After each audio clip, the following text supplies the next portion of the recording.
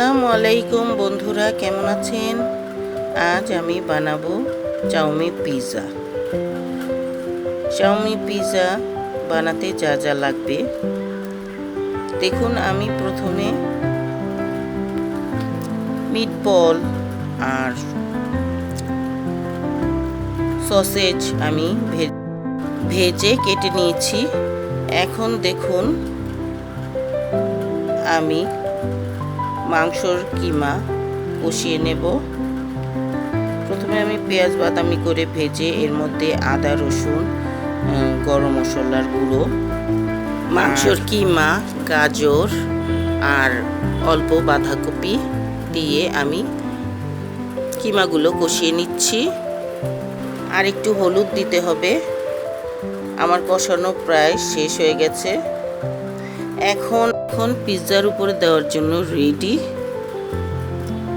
আমি নুডলসগুলো সিদ্ধ করে সেটার মধ্যে দুটো ডিম দিয়ে দিলাম, দিয়ে মেখে নিলাম। একটু লবণ আর ম্যাগি মশলা, একটু কাঁচামরিচ দিয়ে মাখিয়ে এখন তেল গরম করে তেলের মধ্যে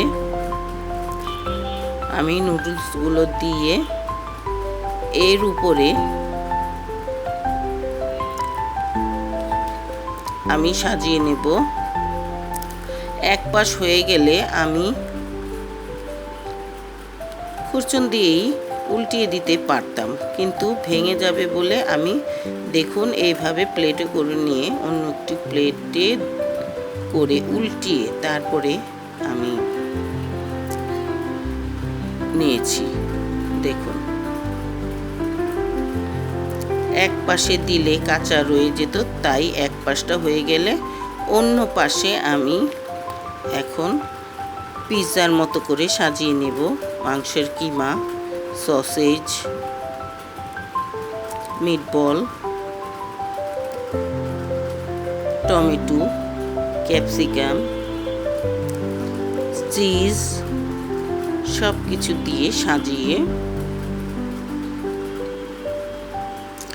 আমি ওই পিঠটা হওয়ার জন্য ঢেকে দিয়ে অপেক্ষা করব। আমার এই পিৎজা আপনাদের কাছে যদি ভালো লেগে থাকে তাহলে সাবস্ক্রাইব, লাইক, শেয়ার, কমেন্ট করে পাশেই থাকবেন। এখন আমি ঢেকে দিয়ে কিছুক্ষণের জন্য অপেক্ষা করার পালা শেষ। এখন পরিবেশনের জন্য সম্পূর্ণ তৈরি। দেখুন কত সুন্দর, কত লোভনীয় হয়েছে। একবার খেলে বারবার শুধু খেতেই চাইবেন। আপনার ময়দার পিৎজা আপনারা ভুলেই যাবেন। শুধু নুডলসের পিৎজাই চাউমি পিৎজা আপনাদের খেতে ইচ্ছে করবে। একবার বানিয়ে খেয়ে দেখুন, অনেক মজা। দেখুন কত সুন্দর হয়েছে। দেখুন আমি ধরে দেখছি, একটুও ভাঙবে না, একটুও ভাঙে নাই।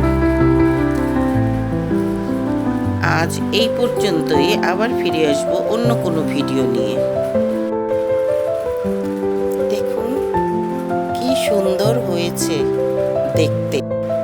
একটু খেয়ে দেখছি, কি মজা। আজ এই পর্যন্তই। খোদা হাফেজ।